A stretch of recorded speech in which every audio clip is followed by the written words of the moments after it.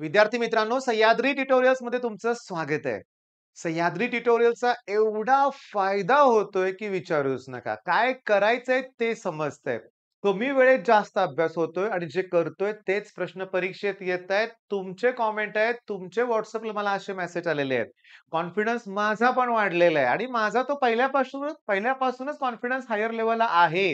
कारण मी क्वेशन पेपरचं proper analysis करतो आणि नोट्स मी तुम्हाला या ग्रुपवर प्रोव्हाईड केलेल्या होत्या फिजिक्सच्या.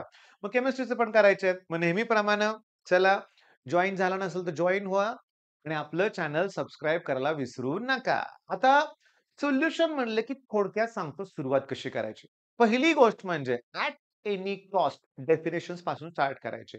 मी तुम्हाला सांगतो की पहिलीच डेफिनिशन मला जी घ्यायची आहे ना, पहिलीच डेफिनिशन जी घ्यायची आहे, ती आहे ऑस्मॉसिसची. ओके. आता मी शिकवत बसणार नाही लक्षात घ्या. Osmosis. Okay.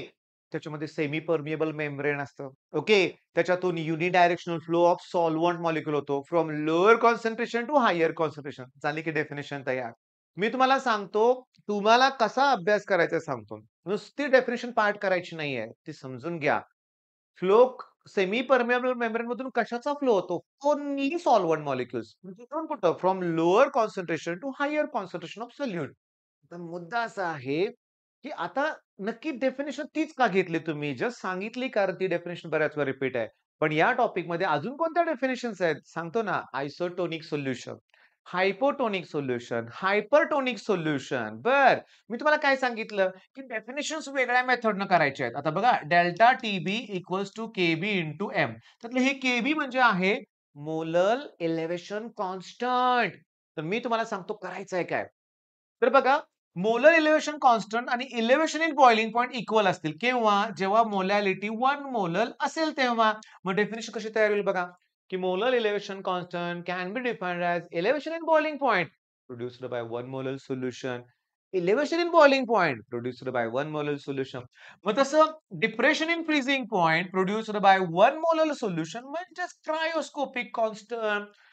Cryoscopic constant can be defined as depression in freezing point produced by 1 molar solution. Definition पण झाली, फॉर्म्युला पण झाला, ओके, युनिट पण झालं. याचं युनिट आहे केजी मोल इन्व्हर्स. कसं? हे के याचं युनिट के आहे, टेम्परेचर आहे.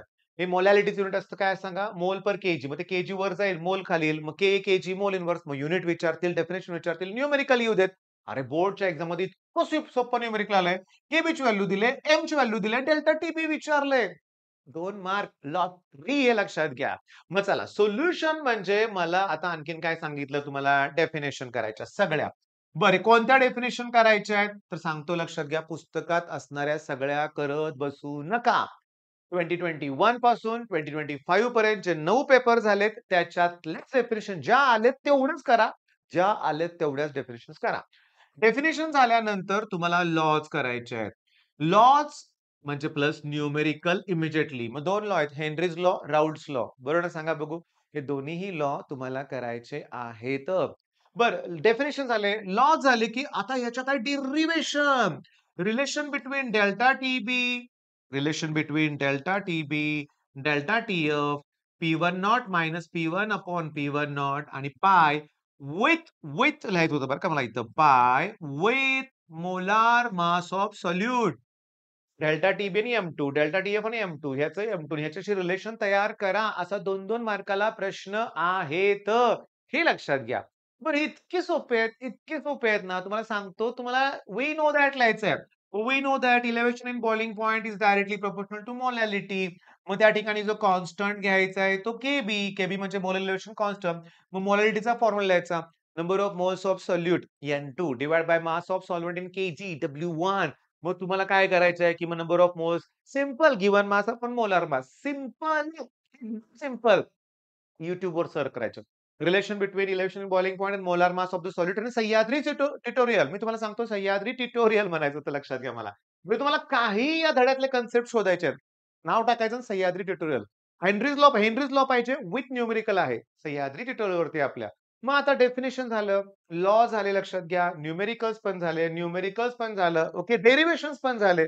डेरिव्हेशन मध्ये अजून एक आहे बरं का, की alpha equals to i minus 1 upon n minus 1.